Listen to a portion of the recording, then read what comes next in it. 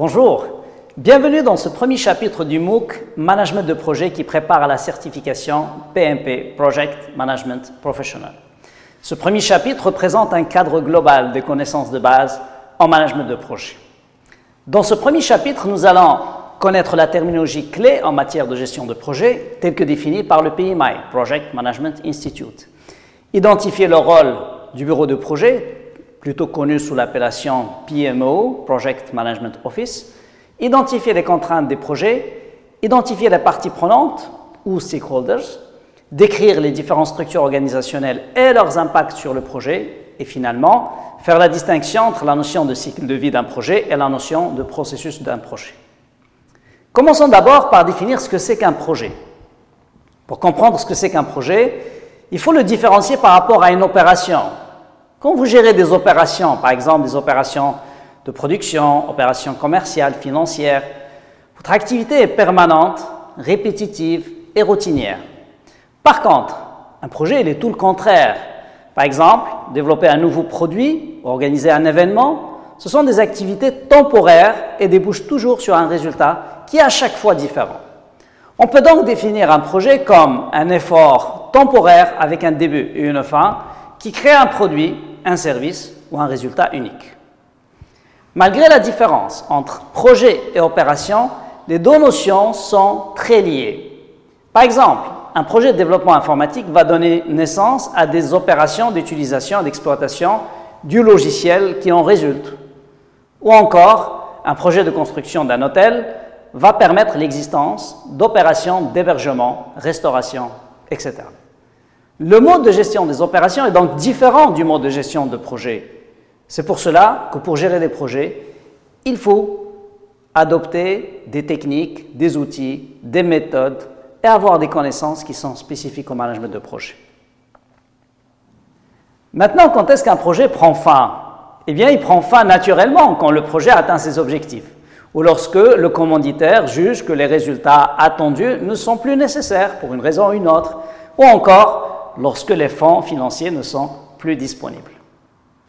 Quand on parle de projet, on parle aussi de programme et de portefeuille de projet. Essayons de comprendre la différence et les liens entre ces termes. Dans une organisation qui adopte un style de management par projet, le management conçoit une vision d'avenir et élabore des stratégies. Pour mettre ces stratégies en exécution, le management doit lancer des projets concrets.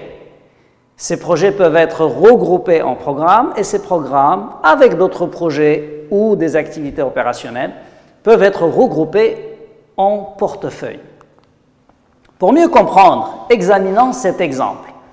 Supposons qu'une grande entreprise européenne souhaite mettre en œuvre une stratégie de développement sur le marché africain. Cette entreprise dispose, par exemple, d'une usine à Tanger, exerce déjà des opérations de production en Afrique du Nord, mais pour se développer, elle lance un programme de création de nouvelles usines, composé de deux projets, une usine à Bamako et une autre à Abidjan, et un programme en parallèle de développement de nouvelles succursales, une succursale à Dakar, une autre à Libreville. Donc, l'ensemble constitue un portefeuille. Le portefeuille représenté dans cet exemple regroupe des projets, des programmes et des activités opérationnelles, le tout pour atteindre les mêmes objectifs stratégiques, à savoir conquérir ou développer le marché africain. Les entreprises qui fonctionnent en mode projet disposent généralement d'un département spécifique pour la gestion de leurs projets. Appelé PMO, Project Management Office, son rôle peut être soit un rôle de soutien, dans ce cas, il fournit les politiques, les méthodologies, les outils nécessaires, les templates pour le management des projets. Soit un rôle de maîtrise, dans ce cas, il forme les chefs de projet sur la façon de gérer leur projet. Soit un rôle directif, et dans ce cas, il fournit les chefs de projet à l'organisation ou à l'entreprise. Quand vous travaillez sur un projet, quelles sont les contraintes que vous devez gérer? Premièrement, le contenu. C'est ce qui décrit le résultat du projet. Deuxièmement, le délai qui va être fixé par le commanditaire. Troisièmement, le coût ou le budget dont vous disposez. Quatrièmement, la qualité. Ensuite, les risques et les ressources. Et finalement, la satisfaction du client. On parle donc de 7 contraintes importantes. Un autre terme clé qu'il faut bien retenir dans ce chapitre, c'est le terme stakeholders ou parties prenantes.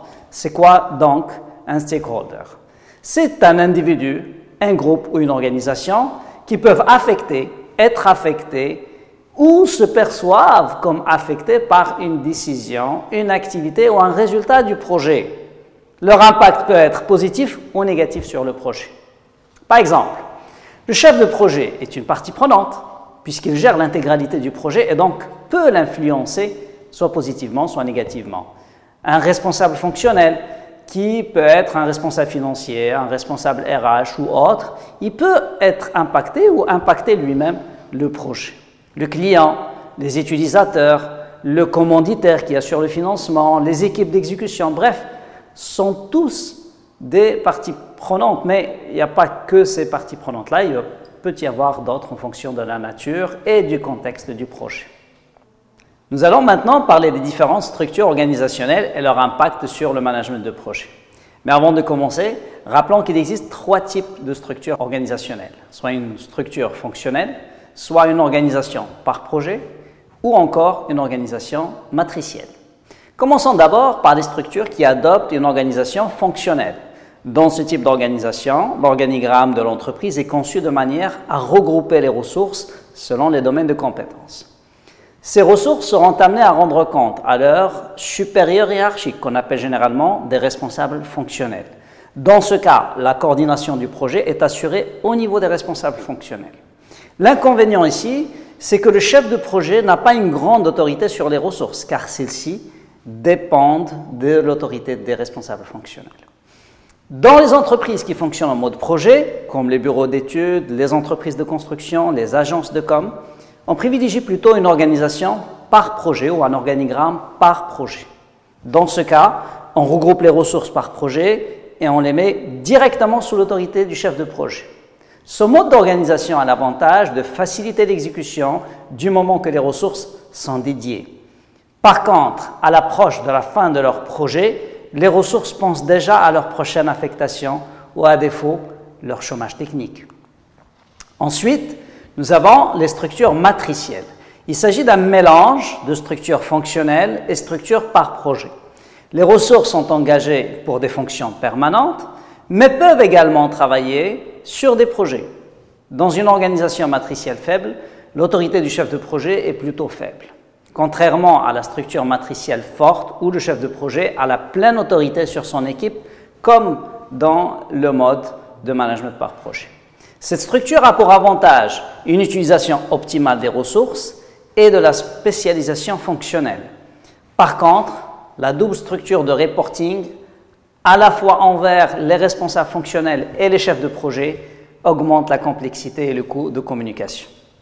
Parlons maintenant des actifs organisationnels. Ce concept va faire partie des données d'entrée pour la majorité des processus de planification. Alors, qu'est-ce que c'est qu'un actif organisationnel?